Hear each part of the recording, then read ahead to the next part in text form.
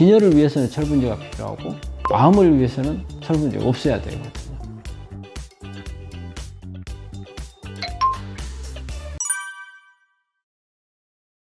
고등어 양은 한 마리 먹어도 될까요? 청소년, 성인 기준이요.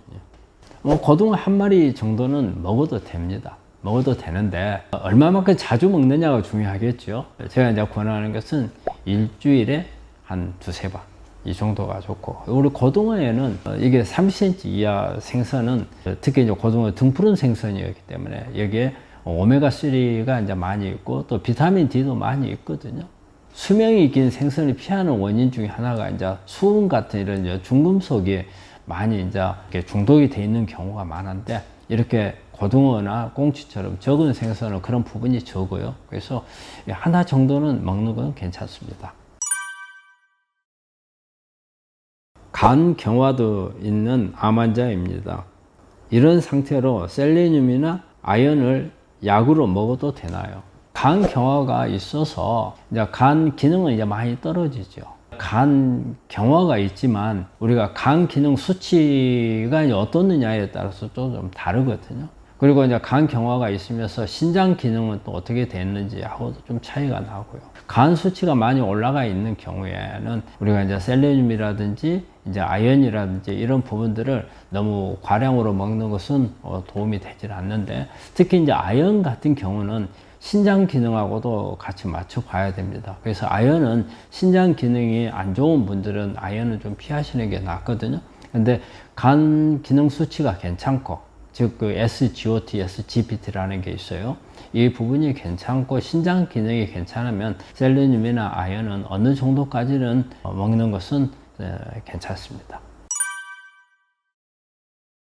셀레늄을 영양제로 먹어도 되나요? 아니면 약 처방을 받아서 먹어야 되나요? 암 환자입니다. 여기서 아마 영양제라고 말씀하시는 게 기능식품을 말씀하시는 것 같아요. 근데 이제 이게 셀레늄은 사실은 우리가 이제 일상생활에서 음식을 통해서 얻을 수 있는 부분이죠. 우리가 만약에 암에 이제 이완이 된 경우에는 셀레늄이 많이 필요하거든요. 특히 이제 항암이나 방사선 이런 부분들 수술하게 되면 양이 많이 필요해요. 그래서 적은 양 가지고는 감당하기가 좀 쉽지 않아요. 자, 기능식품하고 약하고 그럼 차이점은 뭐냐면, 기능식품에는 대개 셀레늄하고 단백질이 결합이 되어 있어요. 그래서 보통 이제 이걸 셀레노프로틴이라고 해요. 그리고 약은 단독으로 되어 있어요. 이게 이제 주사제 같은 경우는 우리가 바로 이제 혈액으로 들어가기 때문에, 주사제를 통해 들어가기 때문에 별 상관이 없지만, 경부로 먹는 경우에 있어서는 우리가 그 셀레늄이 단백질하고 결합이 되어 있으면 흡수율이 떨어집니다. 흡수가 잘 안 돼요.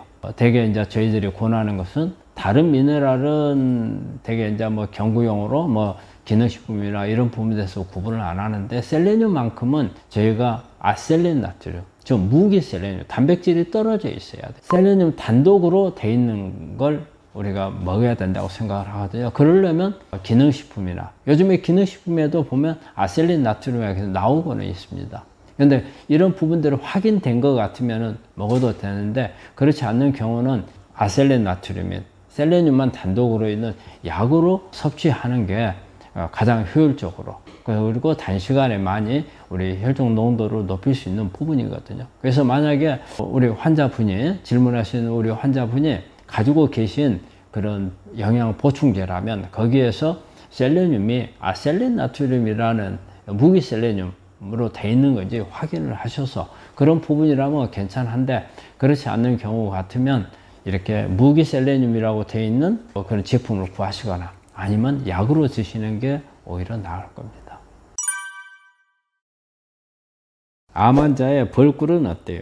요즘에 이 벌꿀에 대해서 질문하시는 분들이 참 많아요. 그리고 이제 아마 이게 그것 때문일 겁니다. 아마 프로폴리스 때문에 그럴 겁니다.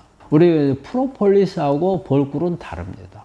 우리 프로폴리스라고 하는 것은 벌꿀에 있는 밀랍을 가지고 만든 거거든요. 우리 환자분이 말씀하신 것은 이제 꿀을 말하는 것 같아요. 꿀은 이제 과당이죠. 꽃에서 우리 이제 벌인들이 이제 채취한 이제 이런 과당인데, 과당은 포도당은 아니에요. 하지만 암세포에서 쓸 수 있는 에너지, 세포질에서 에너지를 만드는 과정에 과당은 들어갑니다. 그렇기 때문에 결과적으로 포도당을 올리는 효과를 그대로 얻을 수가 있어요. 그래서 단지 뭐냐면 속도 차이는 좀 납니다. 포도당은 훨씬 더 빠르게 대사에 빠르지만 과당이 좀 늦을 수는 있죠. 그렇지만 궁극적으로는 과당도 암세포는 사용을 할 수가 있어요. 그렇기 때문에 꿀을 너무 많이 드시는 것은 곤란하고요. 또 꿀 속에 설탕 같은 게 들어가 있는 경우도 있거든요. 그래서 이런 부분들은 피하시는 게 좋겠고, 벌꿀은 저는 우리 환자분들한테 크게 권하고 싶지 않습니다. 채소에 철분도 암에 안 좋은가요? 암 환자분들이 철분이, 우리 암 환자분들이 빈혈이 많이 오거든요.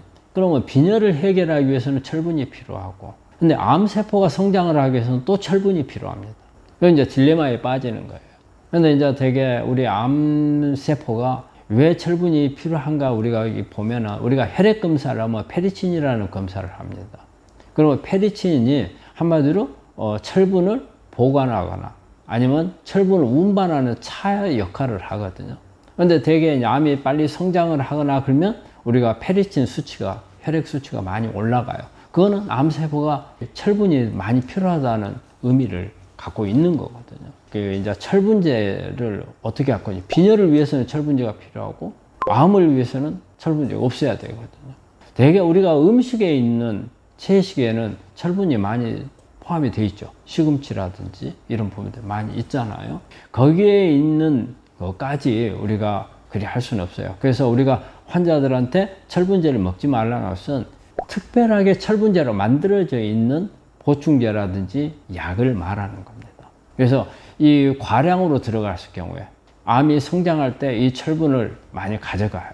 그런데 우리가 채식에 들어있는 이런 부분들은 대개 보면은 포피린이라는 게 있어요. 그래서 이런 포피린들은 헤모글로빈을 만드는 재료가 되거든요. 그래서 거기에 포피린이 있으면서 철분이 같이 있는 경우는 우리 빈혈을 해결하는 데 도움이 되고, 오히려 그렇게까지 암에 큰 영향을 주지 않는 것 같아요. 그래서 결론적으로 말씀을 드리면 채소 속에 있는 철분, 아마 이분이 어떤 뭐 성분표를 한번 보신 것 같아요. 그래서 채식을 보니까 여기도 철분이 들어있네. 근데 철분을 먹지 말아야 내가 안 먹어야 되는 거 아닌가? 아마 이 생각 하신 것 같은데, 채소에 들어있는 것 정도는 괜찮습니다. 드셔도 됩니다.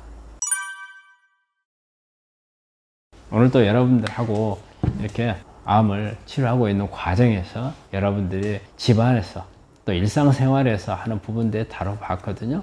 사실은 암 치료는요, 어떤 내가 약을 쓰느냐, 뭐 수술을 하느냐, 항암을 하느냐, 이런 것보다도 중요한 것은 내 일상생활 관리입니다. 그 일상생활 관리가 5년, 10년이거든요.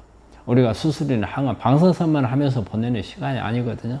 대부분의 암이 좋아지고 나빠지고 하는 것은 그때 결정이 됩니다. 여러분들이 쉬고 있는 상태에서 그때 여러분들 관리가 중요하거든요. 그래서 항상 일상생활을 하면서 내 몸에 너무 극단적인 관리는 하실 필요가 없지만 항상 여유를 가지면서, 그리고 어떤 기본을 벗어나지 않는 범위 내에서 좀 철저한 관리를 하시면 좋겠고, 또 이런 부분들에 대해서 앞으로도 여러분들이 좀 알아야 될 지식에서는 계속 알려드리는 그런 자리를 만들도록 하겠습니다. 네, 감사합니다.